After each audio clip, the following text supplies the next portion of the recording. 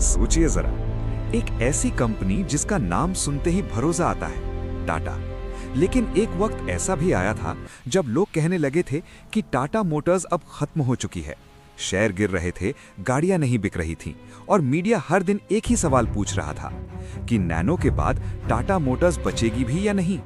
और तभी टाटा ने एक ऐसा फैसला लिया जो या तो कंपनी को पूरी तरह डुबो सकता था या फिर इतिहास बना सकता था।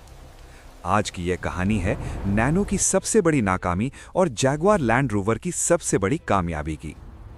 साल था 2008। रतन टाटा का सपना था हर आम भारतीय परिवार के पास अपनी कार हो। इसी सपने से जन्म हुआ टाटा नैनो, दुनिया की सबसे सस्ती कार। लोगों ने तालियां बजाईं, मीडिया ने हेडलाइंस बनाई, पीपल्स कार ऑफ इंडिया।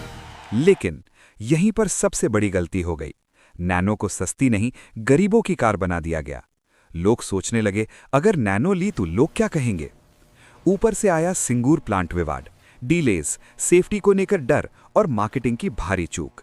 जो कार टाटा मोटर्स को आसमान तक ले जानी थी, वही कार कंपनी के गले की फांस बन गई। नैनो फ्लॉप हुई और उसके साथ टाटा मोटर्स की हालत भी बिगड़ती गई। लगातार लॉसेस, इन्वेस्टर्स का भरोसा टूटने लगा, शेयर प्राइस गिर गया। लोग मजाक उड़ाने लगे, टाटा को ट्रक और बस तक ही रहने देना चाहिए। ऑटोमोबाइल एक्सपर्ट्स कहने लगे, टाटा मोटर्स कार बिजनेस के लिए बनी ही नहीं है। ये वो वक्त था जब कई कंपनियां चुपचाप बिजनेस बंद कर देती हैं, लेकिन टाटा ने भागने का फैसला नहीं किया।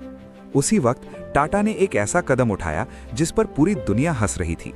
टाटा मोटर्स ने अनाउंस किया, हम जैगुआर और लैंड रोवर खरीद रहे हैं, ब्रिटिश लग्जरी ब्रांड्स जो खुद लॉस में चल रहे थे। मीडिया बोली, एक लॉस मेकिंग इंडियन कंपनी दूसरी लॉस मेकिंग फॉरेन कंपनीज खरीद रही है।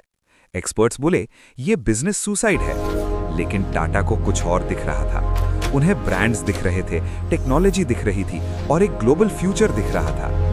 और फिर धीरे धीरे कहानी बदली। टाटा ने जेएलआर के मैनेजमेंट को फ्रीडम दी, no interference, no ego. Result, Jaguar Land Rover ने लग्जरी मार्केट में कमबैक किया। New designs, strong branding, high margins और सबसे शॉकिंग बात, जेएलआर के प्रॉफिट्स ने टाटा मोटर्स को इंडिया में जिंदा रखा। जो कंपनी नैनो की वजह से ऑलमोस्ट डूब चुकी थी, वही कंपनी एक ब्रिटिश लग्जरी ब्रांड की वजह से बच गई। ये सिर्फ टर्न अराउंड नहीं था, ये रीबर्थ था। इस कहानी से एक बात क्लियर है, हर फेलियर एंड नहीं होता। कभी कभी फेलियर ही डायरेक्शन दिखाता है। अगर टाटा मोटर्स नैनो के बाद गिव अप कर देता तो आज जैगुआर लैंड रोवर का नाम सिर्फ हिस्ट्री बुक्स में होता और टाटा मोटर्स शायद सिर्फ ट्रक्स तक सीमित रह जाती। लेकिन टाटा ने एक चीज नहीं छोड़ी, विजन, पेशेंस और डिसिप्लिन।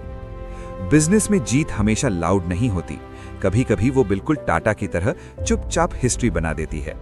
अगर आपको ये कहानी पसंद आई हो तो वीडियो को लाइक कीजिए और ऐसी ही रियल बिजनेस स्टोरीज के लिए चैनल को सब्सक्राइब कीजिए।